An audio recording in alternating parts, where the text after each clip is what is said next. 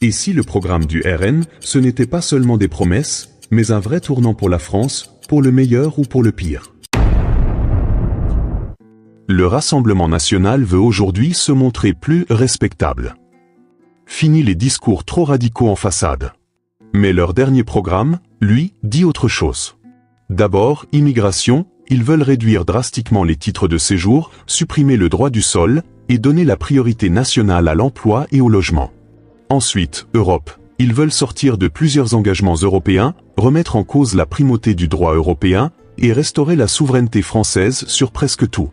Économie, baisse de la TVA sur les produits de première nécessité, hausse des salaires nets en réduisant les charges patronales, mais sans dire comment financer cela sur le long terme.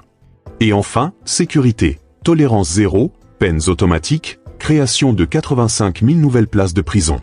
Ça peut séduire certains, surtout en période de crise.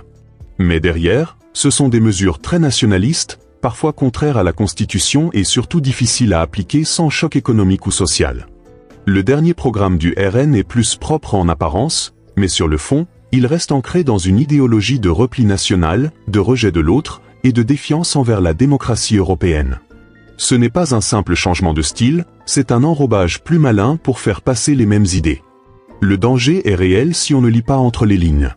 Et toi, t'as lu le programme ou tu votes à l'aveugle? Dis-moi ce que t'en penses en commentaire et partage ça à quelqu'un qui croit que le RN a changé.